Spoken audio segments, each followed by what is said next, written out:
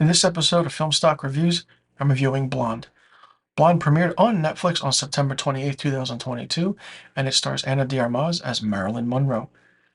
I don't even know where to begin, but this movie is based off of the 2000 novel of the same name by Joyce Carol Oates. It's a fictionalized take on the life and career of the Miss American icon, Marilyn Monroe. Um, The film is presented in black and white, and I'm taking my time with this review. The film's presented in black and white, and some scenes are set in color. Now, this is a very, very long movie. It's about 166 minutes long. I will say this, it's good that it did get a release on Netflix because I don't think people would have enjoyed it in the theaters. Anna de Armas, I want to get this out of the way now, gives a stunning performance as Marilyn Monroe. There are scenes and dialogue where she gets the voice and the mannerisms down perfectly to a T that you actually think you're watching Marilyn Monroe on screen once again, in her own movie for that matter. The movie starts out in an interesting way, in a very deep way. It's like on her seventh birthday in 1933, Marilyn gets a framed picture of a man, Gladys, her mother thinks is her father.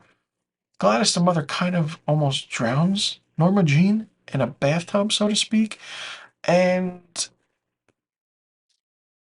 it's just crazy. We find out that Gladys was kind of had a mental problem, and then Marilyn Monroe, Norma Jean, excuse me, goes off to become and gets the stage name Marilyn Monroe, and her career is set off into the stratosphere.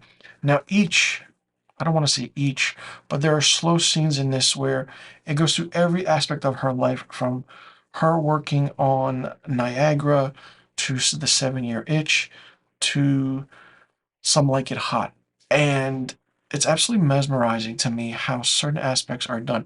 Even the aspect of how her encounter with the president is portrayed, with her performing fellatio, her being raped, and she's pretty much raped a lot in this movie, and it's really hard to watch at times, but it's a slow drag and it's really drawn out. I mean, there's aspects of her absolutely trying to understand. Like, I feel like the message to this movie is like, okay, it's a fictionalized take on her life, but did some of this really happen? We don't know. Of course, she's an American icon. Of course, she had problems. There are outbursts in this movie. It's like, wow. It's like, is it the career getting to her?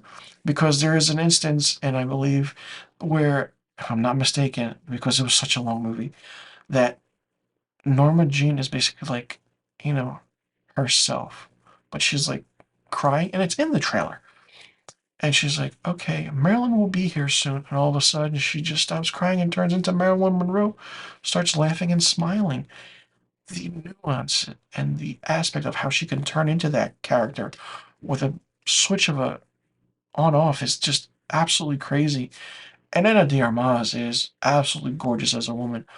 But understanding that maybe certain aspects of the mental health issues maybe kind of, she's Norma Jean, but people took advantage of her as Marilyn Monroe.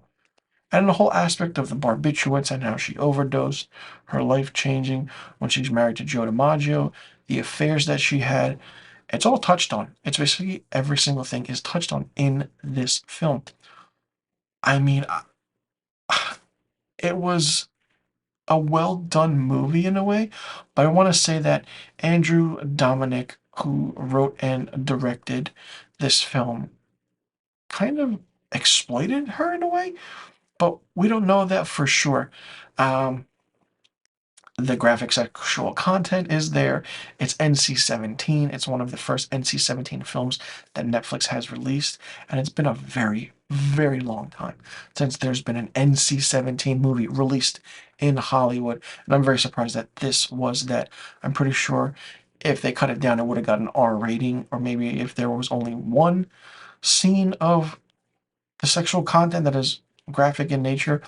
But I mean, it's very an interesting story. I it's a slow paced movie. It's very the dialogue is not there.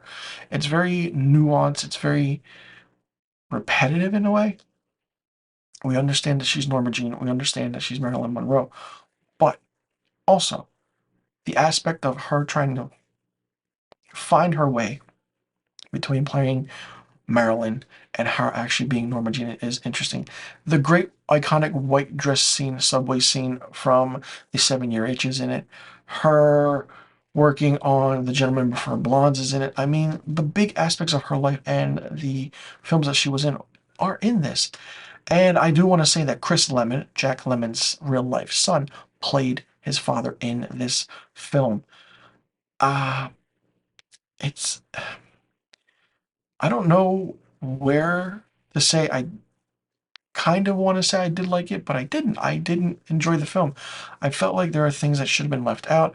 Maybe some things that, it's like if Marilyn had a father or if Norma Jean had a father, would things have been different? Because I feel like that's the focal point in this, especially with the ending and how she died and then her father welcoming her to the afterlife. A little different, very, very different.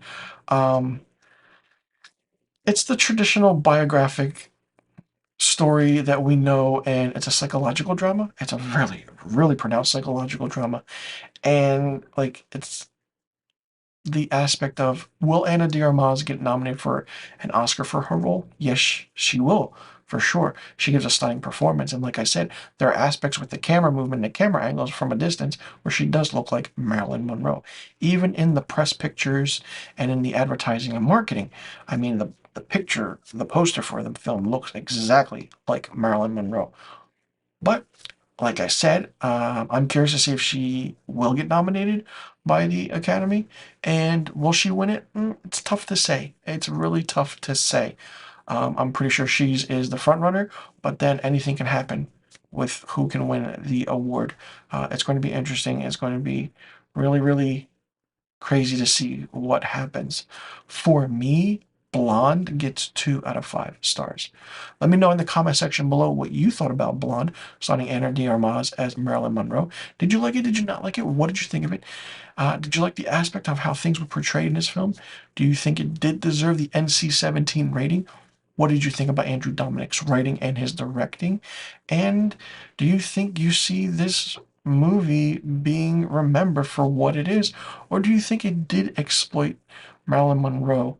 And I mean, what else do you think about this film? I'm still thinking about it right now as I give my review. And do you think that more could have been done for this film? And did you like the length of it? Let me know in the comment section below about all the questions I just asked. And also let me know what rating you would give Blonde. And I'll see you all in the next review video. And thank you for tuning in.